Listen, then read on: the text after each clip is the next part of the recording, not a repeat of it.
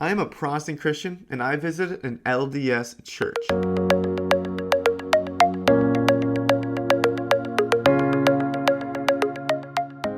Y'all enjoyed it when I visited an LDS temple months ago. So I decided to go visit a church as well to see what a service is actually like. I was curious, one, what they teach, but two, how it compared to my other experiences, such as Jehovah Witness one specifically. So recently, I visited an LDS church, and this is how it went. All right, we made it. So we're pulling up to the place now. Looks like a normal, pretty average church building. Nothing out of the ordinary. So I made it. Let's see what it's like. Let's go. I know.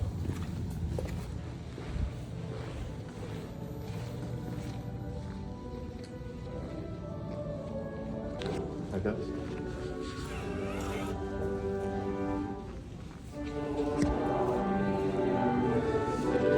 The first thing I noticed was the complete normality of the church when I first arrived. It looked like any other Protestant church you would visit. It wasn't anything out of the ordinary, it wasn't anything crazy, especially it wasn't a multi-million-dollar temple. It was a normal church building. Inside the entrance lobby, before walking into the sanctuary, there were many photos of Jesus or biblical characters and scenes around the area. But they weren't really quite like what you would see at a Catholic or Orthodox church. They were their own sort of style, much more modern seeming in most ways. When first walking into the sanctuary, I saw that the church leaders were at the front, sitting on benches facing the audience.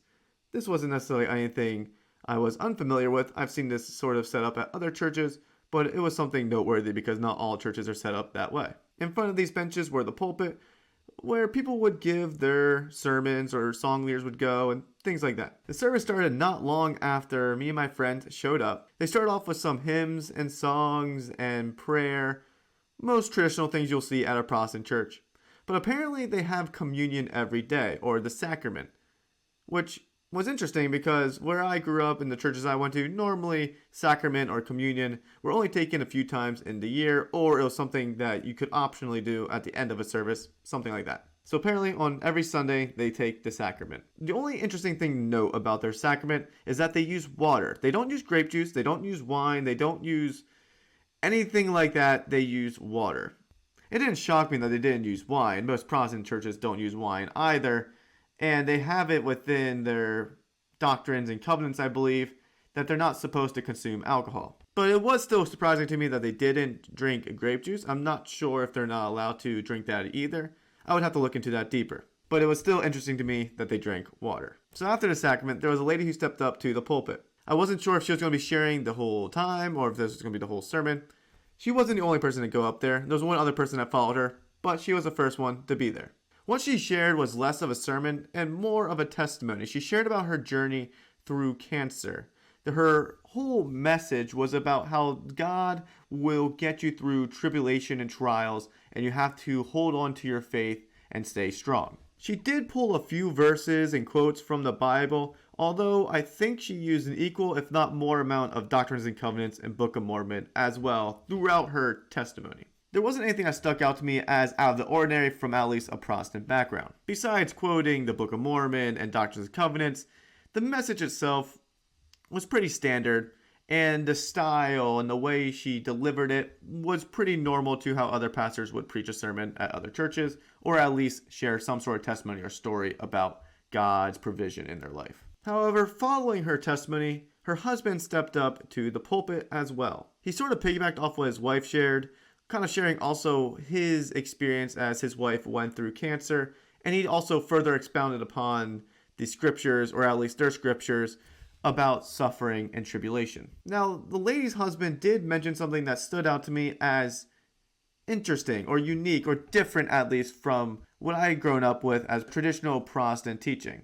In most mainline Protestant churches, especially within the evangelical circles, it is taught that nothing you do will ever get you even close to Jesus or to salvation in general. All your good works are filthy rags. Everything you do is just laced with evil, so it doesn't matter how much good you do. It's not going to get you anything. It's not going to be worth your time. You ultimately need God's mercy and grace and sacrifice in your life to get you the full weight of glory, to fully make you right with God, and to actually seal that gap between you and God. However, during the sermon, the husband made a comment how grace, Jesus' grace specifically, is the difference between our best efforts and God. So his analogy was that we bring the money we have to the table for $1 million debt, and however much of that debt our good works cover won't quite be enough, but Jesus' blood or Jesus' sacrifice will cover the rest of the payment. Again, this just stood out because in most Protestant evangelical circles, they would say, no, none of your good works have made you even closer to that finish line, nothing at all. Jesus needs to pay the entire debt because none of your good works can fill the gap at all. So that was the only distinction I saw. Otherwise, the teaching again was rather normal. Now, the service concluded with another hymn, and I think a prayer as well. This was the point where I wanted to see how much like the Kingdom Halls and Jehovah Witnesses were the LDS members like. Were they very similar in the way they would respond to visitors and guests? I was really curious to see how this played out. Because if you watched any of my Jehovah Witness videos, I have mentioned that at the end of services, they pretty much all the members at some point came up to me to shake my hand, say hi, and were very overly friendly with me. And it, to a certain extent, felt kind of overwhelming. Like it was just like the whole church came to me and greeted me. That's basically what happened. I was curious if it was going to be a similar experience. So my friends and I sat there for a few minutes and no one came over to us. And that was actually kind of surprising to me because I was like, wow, so this is quite different. But then one of the bishops, I believe, or one of the church leaders came up to me and were like, oh, hey, how you doing? We saw you. And, we had a nice conversation. He invited over two missionaries who were out of the state. And they then engaged with us. They were about our age, and they engaged with us in conversation. They wanted our numbers and some information like that, but we declined, and they politely respected that. And then following that, they just invited us to future services and some of the fun events they do. And for the most part, the conversation was just a normal, cordial conversation. But other than them and the one bishop guy, there was an older lady who greeted us. But for the most part, no one really talked to us, and it was a lot different than my experiences at the Kingdom Halls. But speaking of Kingdom Halls and Jehovah Witnesses, I did want to do a little bit of comparing just for fun. So here's the quick comparison or rundown between Jehovah Witnesses and the Latter-day Saints. They were very much different, and I'll explain a few reasons why. First of all, their church buildings were different. From the outside, they don't necessarily look that different. But on the inside, the LDS churches have a lot of paintings of Jesus, a lot of depictions of the Bible, things like that. Jehovah Witnesses have none of those. That's pretty much idolatry in their eyes, making graven images, so they don't have any of that. Secondly, the theology of the two are just extremely different. They're just extremely different. I'll just put it that way. The structure of their services were kind of similar, but their hymns and their songs were very much different. The hymns that were sung at the Kingdom Halls that we're at sounded a lot different tempo, different lyrics, different type, versus the Latter-day Saints who had more, I would say, traditional sounding hymns. But one of the biggest things that stood out to me was that the demographics were completely different between the two.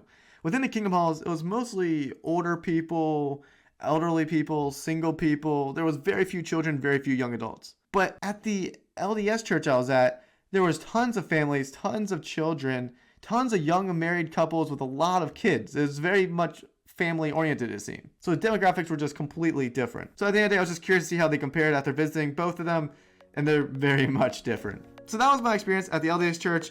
I learned a lot. It was an interesting experience. I might visit another one down the road. We'll see. But that is what I have to say about that. If you enjoy this video and enjoy what I do here, leave a like, comment, and subscribe. Tell me if you're part of the Church of Jesus Christ of Latter-day Saints in the comments down below. Share this video with friends and family. And as always, friends, go out there and light the world yourselves.